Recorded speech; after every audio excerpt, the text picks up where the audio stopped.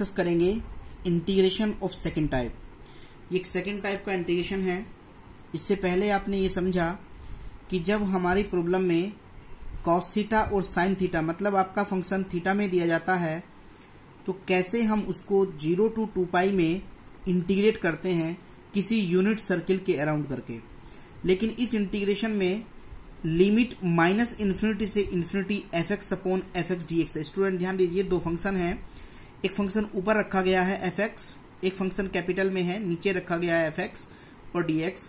जैसे ही function x में आता है तो यहां पर हमें ये समझ आ जाता है कि इसका मतलब ये पूरा काम रियल लाइन के ऊपर हो रहा है। इससे पहले जो इंटीग्रेशन 0 to 2 पाई में हो रहा था वो इंटीग्रेशन कॉम्प्लेक्स वेरिएबल के लिए था। लेकिन यहाँ पे जो आपको क्वेश्चन दिया जाएगा, वो जो क्वेश्चन आपको दिया जाने वाला है वो कॉम्प्लेक्स वेरिएबल में नहीं होगा, वो रियल लाइन पे होगा। इसीलिए पूरा फंक्शन यहाँ पे जो आपको दिया जाएगा वो x में होगा।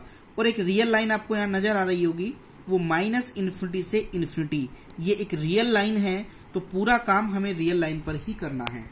लेकिन हम पढ़ रहे हैं कॉम्प्लेक्स वेरिएबल के लिए, तो हम इस पूरे फंक्शन को पहले कॉम्प्लेक्स में कन्वर्ट करेंगे और उसके बाद इसको इंटीग्रेट करेंगे कोची की रेजिड्यू थ्योरम पर। क्योंकि कोची की जो रेजिड्यू थ्योरम है वो केवल कॉम्प्लेक्स वेरिएबल के लिए लगाई जाती है, लेकिन यहाँ पे जो फंक्शन आपको मिलने वाला है वो रियल लाइन पे है। वेयर fx, जो ये ऊपर वाला फंक्शन है, ये एक पोलिनोमियल होगा और जो नीचे आपको फंक्शन दिया है ये भी एक पोलिनोमियल की फॉर्म में ही होगा। तो where fx and fx are polynomial in x, दोनों ही फंक्शन पोलिनोमियल होंगे।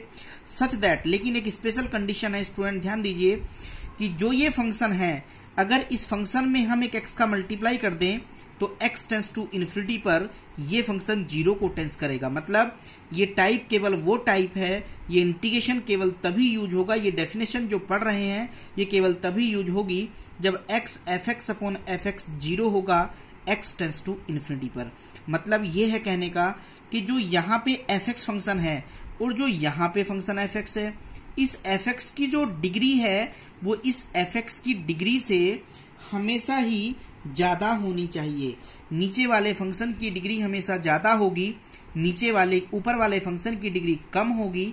यदि दोनों फंक्शन की डिग्री बराबर हो जाती है या ऊपर के फंक्शन की डिग्री ज्यादा और नीचे के फंक्शन की डिग्री कम हो जाती है तो भी ये मेथड अप्लाई नहीं किया जा सकता। ये केवल वहीं पे अप्लाई होगा जब नीचे के फंक्शन की डिग्री ज्यादा होगी और ऊपर की कम होगी। तभी हमने कहा कि x fx upon fx x tends to infinity पर 0 को टेंस करेगा। And fx has no 0 on real axis, मतलब यहां पर इस पूरी रियल लाइन पर 0 भी इसके अंदर कहीं लाई नहीं होगा। ये उसके लिए डेफिनेशन है। अगर 0 लाई कर जाता है तो उसकी डेफिनेशन हम आगे अभी पढ़ेंगे। एक टॉपिक अभी केस नंबर 3 बचा हुआ है तो उसको हम उसमें डिस्कस करेंगे। कंसीडर द इंटीग्रल, पूरा फंक्शन जो हमें इंटीग्रल दिया था वो रियल लाइन पे x में था, हमने पहले उसे z में कन्वर्ट किया और कैसे x को z से रिप्लेस कर लिया है। तो consider the integral close the curve c fz upon fz dz over the close contour c।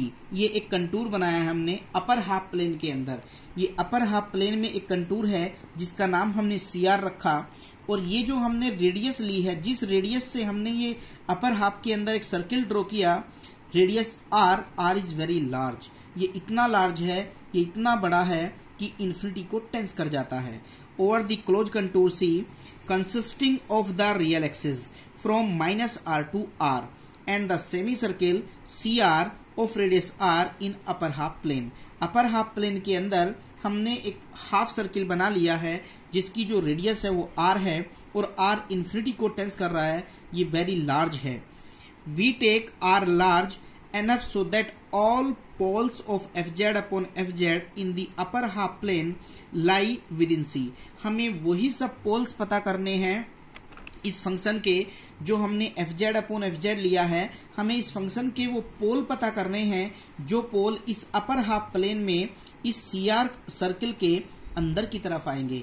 जो भी पोल अंदर की तरफ आएंगे उन पर रेजिड्यू पता करेंगे और जो पोल इसके बाहर चले जाएंगे हमें उन पर रेजिड्यू निकालने की आवश्यकता नहीं है, क्योंकि रेजिड्यू की थ्योरम उन्हीं पे अप्लाई की जाएगी जो पोल्स इनसाइड की तरफ आते हैं, अंदर की तरफ आ जाते हैं within C. Then by the residue theorem, तब अगर हम रेजिड्यू थ्योरम देखें तो स्टूडेंट ध्यान से देखिए, मेरे पास एक CR अपर हाफ प्लेन के अंदर सर्किल है, जबकि वो सर्किल केवल यहां तक हो जाता है, बट मैंने कहा कि ये कर्व क्लोज है। क्लोज कर्व तब होता है जब मैं -R से R रियल लाइन को भी कंप्लीट करूंगा, ये कर्व तभी कंप्लीट होगा। अदरवाइज यहां तक जो हम सर्किल लेंगे हाफ सर्किल, वो एक ओपन कर्व रह जाएगा। लेकिन जब इस रियल लाइन को इंक्लूड करेंगे तो R से -R तक CR के लिए जाएंगे, कर्व के लिए जाएंगे, सर्किल के लिए जाएंगे, और फिर -R से R तक इंटीग्रेशन करेंगे। तब एक पॉइंट से स्टार्ट करके वहीं पर जब एंड होगा तभी आपका कर्व क्लोज होगा, जिसे हम कंटूर कह सकते हैं। तो बाय रेजिड्यू थ्योरम अगर हम किसी भी close curve CFZ upon FZ dz को इंटीग्रेट करना चाहते हैं तो डेफिनेशन हो जाएगी 2πi into sum of residue of FZ function. ये जो पूरा फंक्शन हमने लिया है, ये Z का पूरा फंक्शन एक बन के आएगा।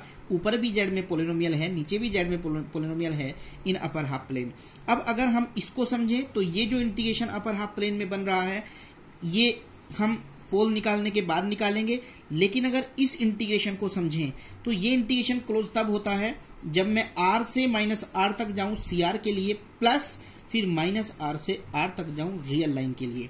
तो पहला integration CR FZ upon FZ dz होगा, प्लस दूसरा इंटीग्रेशन -R से R FX अपॉन FX। चूंकि ये रियल लाइन है स्टूडेंट, ध्यान दीजिए, कॉम्प्लेक्स आपने इसके लिए बनाया था, बट ये एक रियल लाइन है, इसलिए हमने उस पे फंक्शन जो लिया वो FX अपॉन FX dx लिया है, बराबर 2πi सम ऑफ रेजिड्यू। अब हर क्वेश्चन में आपको इस डेफिनेशन का यूज करना पड़ेगा, हर क्वेश्चन में आपको ये बनाना ही पड़ेगा। अब हमें यहाँ पे दो वैल्यू निकालनी है, मुझे इसकी वैल्यू चाहिए, मुझे इसकी वैल्यू चाहिए, मुझे इसकी वैल्यू चाहिए। जब हमें इन सब की वैल्यू मिल जाएगी हमारी डेफिनेशन सेटिस्फाई हो जाएगी। क्योंकि हम ये रियल एक्सिस के लिए कर रहे हैं, but R is very large, लेकिन R तो लार्ज है, बहुत बड़ा है, so R tends to infinity, इसलिए R को इन्फिनिटी टेंड्स कराना पड़ेगा।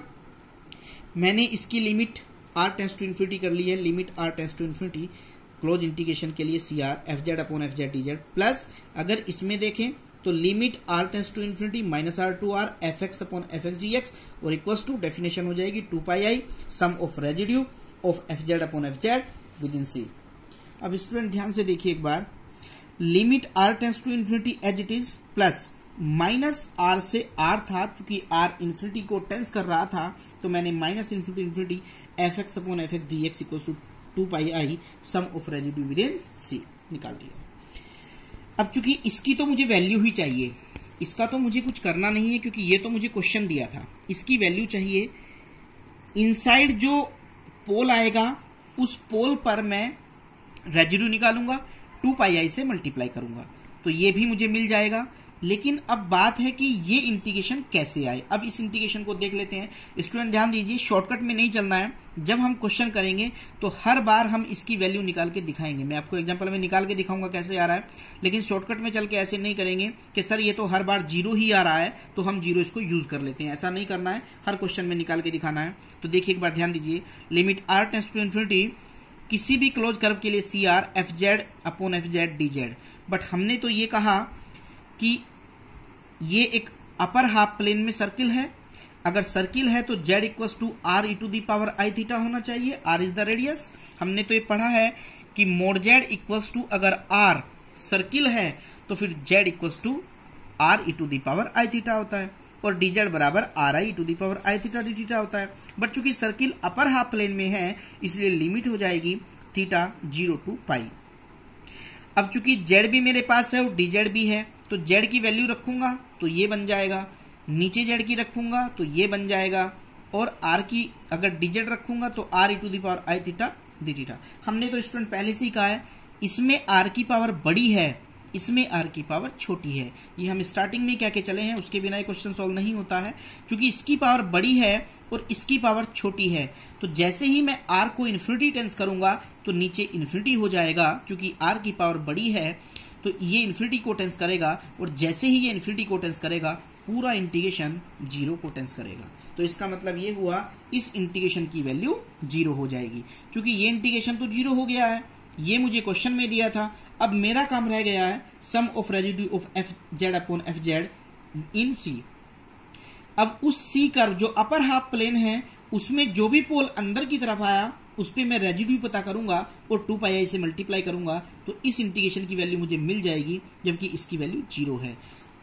हम देखें तो फ्रॉम इक्वेशन नंबर 2 से जिसकी मुझे वैल्यू पता करनी है ये पार्ट 0 बन गया है और यहाँ पर 2 pi i sum of residue of F Z upon Z inside C होता है। स्टूडेंट एक एग्जांपल से ध्यान से समझते हैं। एक एग्जांपल अगर आपको समझ में आ गया, एक टाइप का मैंने क्वेश्चन उठाया, इसमें अभी एक ऐसा भी टाइप है कि जब ऊपर कोई फंक्शन आ जाता है तो वो मैंने अभी नहीं उठाया, नेक्स्ट वीडियो में डिस्कस करेंगे उसको, अभी नहीं कर रहे हैं। इसी के क्वेश्चन के ऊपर इसी एग्जाम्पल को देखेंगे और इसी के ऊपर पहले क्वेश्चन कर लेते हैं। Minus infinity to infinity dx upon X square plus 1 to the power 2, इसको सबसे पहले हमें z में कन्वर्ट करना है।